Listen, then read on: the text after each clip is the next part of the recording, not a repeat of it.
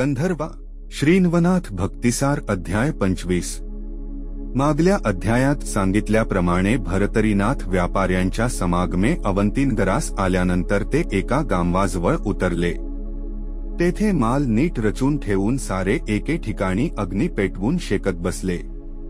इतक्यात तेथे काही कोल्हे आले आणि कोल्हाळ करून त्यांनी असे सुचविले की, व्यवसायी हो, या अशा निर्धास्त स्थितीत बसून राहता सावध असा। तुम्हांवर चोरटे येऊन धाड घालण्याच्या विचारात आहेत व ते तुम्हास हाणमार करून सर्व द्रव्य घेऊन जातील, अशी सूचना देऊन कोल्हे निघून गेले।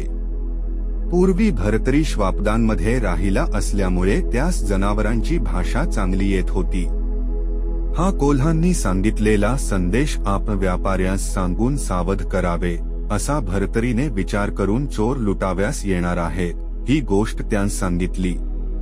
कोल्हांची भाषा मला समजते व ते भोंकत असता जे सांगत होते ते सर्व मी लक्षपूर्वक ऐकून तुम्हांला सांगून अगोदरच सूचना केली आहे, असे तो व्यापाऱ्यास म्हणाला।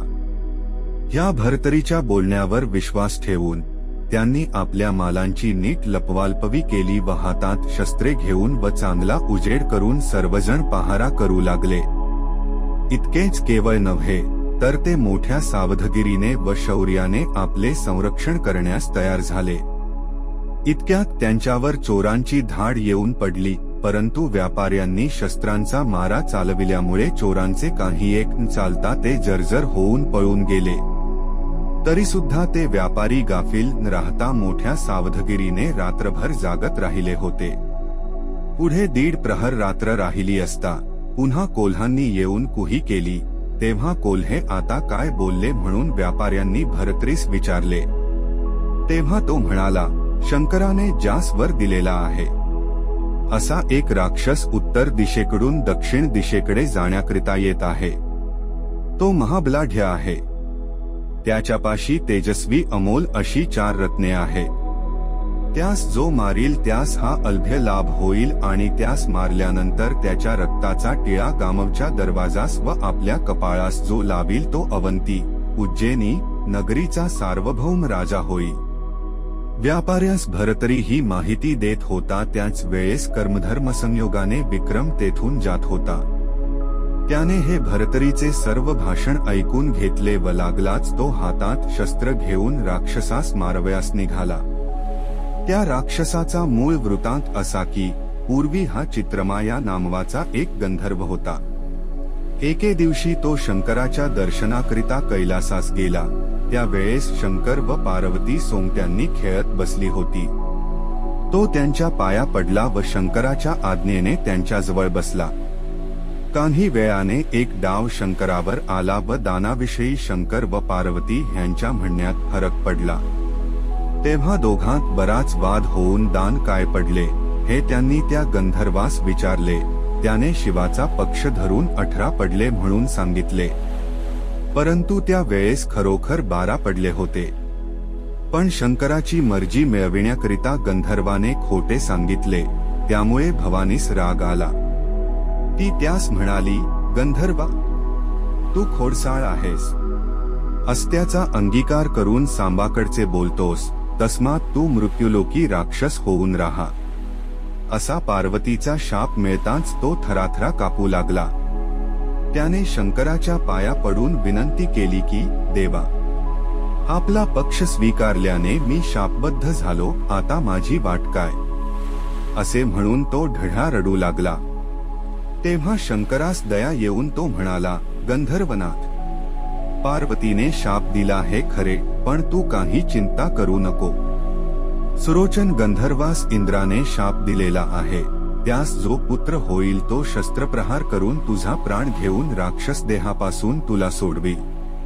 तेव्हा मला मारल्याने त्यास लाभ कोणता व माझे वृत्त त्यास कसे व कोणत्या रीतीने लागेल हे कळल्यास बरे पडेल म्हणून गंधर्वाने म्हटल्यानंतर शंकराने सांगितले की, तुला मारून तुझ्या रक्ताचा टिळा कपाळी लाविल्यानंतर त्यास सार्वभौमपद प्राप्त होऊन तो सदा सर्वदा विजय मिळवित जाईल। तुझी माहिती त्यास भरतरीनाथाच्या मुखाने लागेल। तो भरतरी धीमीण नारायणाचा अवतार होय। हे ऐकून गंधर्वास समाधान वाटले। मग तो राक्षसाचा देह धरून मृत्युलोकी आला.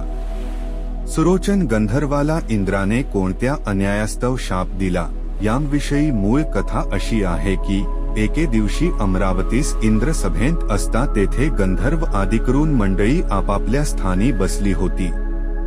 अप्सरांचे नृत्यगायन चालले होते. त्या सभेत बसलेल्या मेनका, तिलोत्तमा इत्यादी अत्यंत स्वरूपवान अप्सर पाहून सुरोचन मोहित होऊन भरसभेमधून एकदम उठला व मेनकेचा हात धरून तिचे स्तन मर्दन करू लागला. अशी अमर्यादा होताच इंद्रास राग आला. त्याने त्याची पुष्कळ निर्भर्त्सना केली व त्यास शाप दिला की तू यत्किचितही शर्मन बाळगता एकदम हे दुष्कर्म कराव्यास प्रवृत्त झालास, असा तू दुष्ट असल्याने स्वर्गापासून पतन पावून मृत्युलोकी गाढव होऊन राहा. असा शाप मिळताच तो पतन पावला. परंतु यावेळी त्याने इंद्राची प्रार्थना केली की महाराज अमरनाथ, मला आता उहशाप द्यावा. मजकडून होऊ नये असा अपराध घडला खरा, पण मला माझ्या अपराधाची कृपा करून क्षमा करावी. अशी त्याने स्तुती करून इंद्रास मोठेपणा दिला. तेणेकरून त्याचे अंतःकरण द्रवून त्याने त्यास उहशाप दिला की तू 12 वर्षांनी पुनः परत आपल्या स्थानास येशील. परंतु तुला सांगतो ते ऐक, मिथिला नगरीच्या सत्यवर्मा नामक राजाच्या कन्येशी युक्तिप्रयुक्तीने तू विवाह कर. पुढे विष्णूसारखा तेजःपुंज मुलगा विक्रम तुझ्या पोटी येताच तू मुक्त होशील व पूर्ववत गंधर्व होऊन स्वर्गास येशील. याप्रमाणे इंद्राने उहशाप देताच तो स्वर्गाहून पतन पावून मिथिलेच्या रानात गाढव होऊन राहिला. त्या गावात कंठ म्हणून एक कुंभार होता. तो गाढवांच्या शोधासाठी अरण्यात गेला असता तेथे मिळालेली सर्व गाढवे त्याने हांकून आपल्या घरी नेली.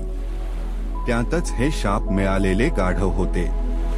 पुढे काही दिवसांनी तो दरिद्री झाला, तेव्हा शाप मिळालेले गाढव ठेवून बाकींची सर्व गाढवे